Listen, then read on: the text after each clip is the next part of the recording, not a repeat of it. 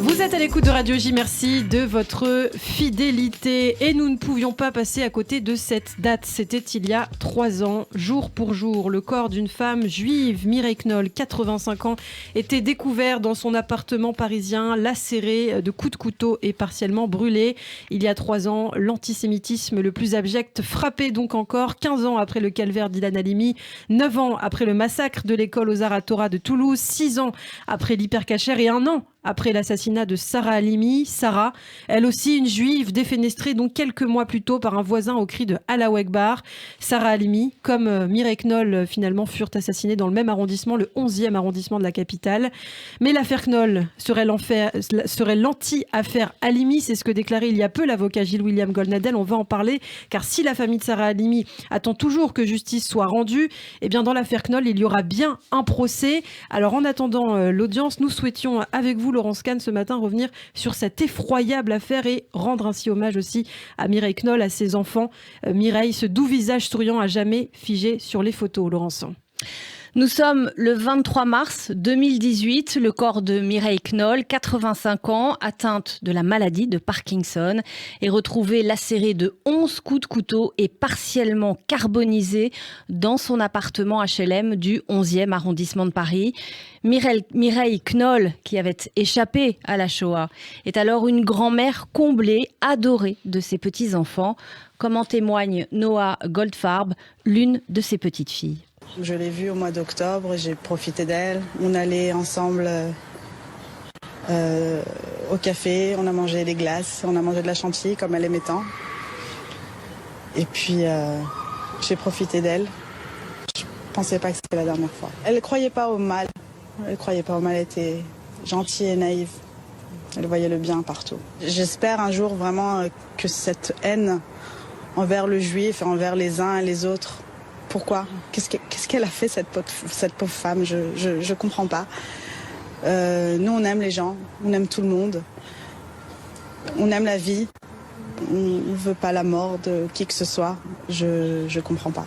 Voilà, l'une des petites filles donc de Mireille Knoll, Noah Goldfarb. On peut donc comprendre que son meurtre d'une extrême sauvagerie a énormément ému l'opinion publique, Laurence. Oui, Lana, d'autant plus que l'un de ses assassins, Yassine Mioub, 30 ans aujourd'hui, était le voisin de la victime qui le connaissait depuis ses 8 ans. C'est lors d'une incarcération à Fleury-Mérogis que Yassine rencontre son futur complice Alex Karim Bacchus, un marginal âgé de 25 ans sous curatelle renforcée, réputé pour sa violence.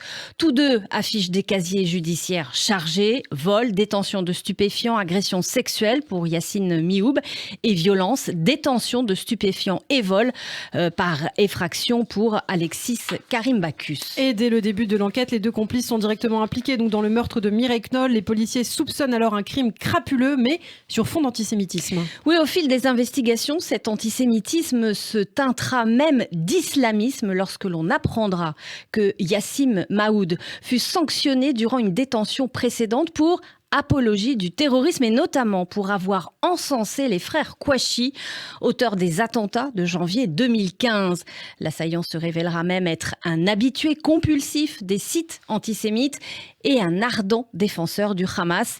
Il aurait également crié Allahu Akbar lors de l'assassinat de Mireille Knoll. L'issue judiciaire du meurtre de Mireille Knoll ne connaîtra donc pas le même sort que celle de Sarah Halimi, qui s'était conclue par l'irresponsabilité du meurtrier. On en parlait encore récemment sur Radio J.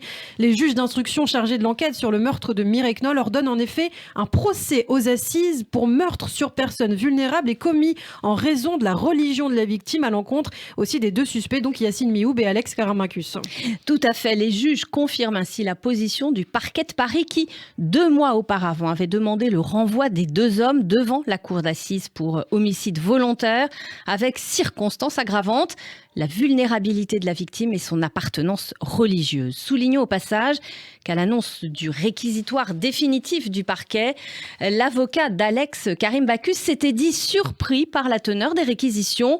Maître Karim Lawafi s'étonnait en effet que les deux hommes mis en cause soient, je cite, sur le même plan. L'avocat avait rappelé à cette occasion que son client reconnaît sa responsabilité sur certains éléments, mais qu'il conteste à la fois le mobile antisémite et le crime qu'il attribue à Yassim Mioub. Chacun se renvoie sa responsabilité. Précisons également que dans leur ordonnance en juillet dernier, les deux juges d'instruction avaient donc retenu le caractère antisémite du meurtre en s'appuyant sur les déclarations de l'un des suspects, Alex Karamakuz.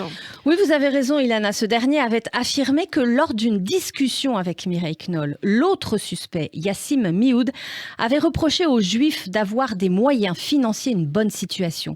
Cette discussion semblait plausible aux juges, les investigations ayant permis de révéler l'ambivalence de Yassim Mioub vis-à-vis du terrorisme islamiste qui prônait notamment l'antisémitisme. Inutile de dire que cette décision des juges ne fut donc pas du goût des avocats de la défense. Évidemment non.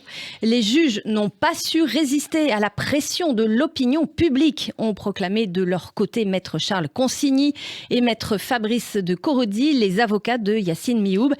Il n'y a aucun élément dans le dossier, en dehors des déclarations d'Alexandre Karim Bacchus, qui donne un quelconque caractère antisémite à cette affaire, ont affirmé les deux avocats. Et il faut dire que les deux suspects, Yassim Mioub, 31 ans, et Alex Karamakuz, 24 ans, avaient fait appel devant la chambre de l'instruction de la Cour d'appel de Paris de leur renvoi devant les assises pour meurtre sur personne vulnérable, donc qui est commis en raison de la religion de la victime. Oui, et leur avocat, maître Charles Consigny, avait déclaré à l'époque que les conditions tenant à retenir la circonstance aggravante d'antisémitisme repose seulement sur les déclarations fantasmées du co-accusé de Yassim Mioub et ne peuvent être considérées comme suffisantes. Mais c'était sans compter sur la décision capitale qui interviendra le 19 novembre. Et oui, une décision qui enfonce définitivement le clou. La Cour d'appel de Paris confirme le caractère anti-juif du meurtre de Mireille Knoll, contesté donc par les deux suspects. Un vrai soulagement pour les proches de la victime. Un soulagement d'ailleurs exprimé par l'avocat de la famille de Mireille Knoll, maître Gilles-William Golnadel. En même temps, j'avais confiance parce que cette histoire est menée depuis le début de manière normale. On ne demandait rien d'autre que la normalité, dira l'avocat en réagissant à cette décision de la Cour d'appel de Paris. De son côté, l'avocat de la défense a précisé qu'il formerait un pourvoi en cassation. L'objectif, selon lui, se libérer de la pression de l'opinion publique. Pour leur part, Yassim Mioub et Alex Karamakuz contestent toujours avoir poignardé Mireille Knoll et se rejettent, donc on l'a dit, la responsabilité du meurtre l'un sur l'autre. Leur rôle précis, d'ailleurs, n'a toujours pas pu être déterminé lors de l'instruction, Laurence. En tout cas, en ce mois de... À noter que, rappelons-nous, 5 jours après le meurtre de Mireille Knoll, une marche blanche rassemblait entre 10 000 et 30 000 personnes à Paris.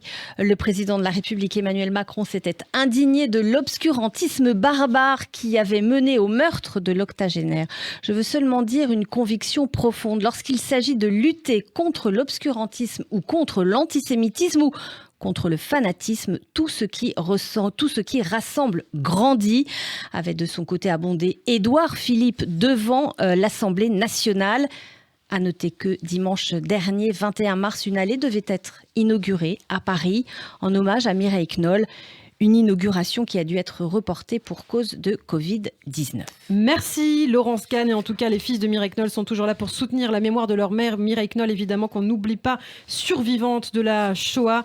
Merci beaucoup Laurence Kahn pour ce point d'information consacré à la mémoire de Mireille Knoll.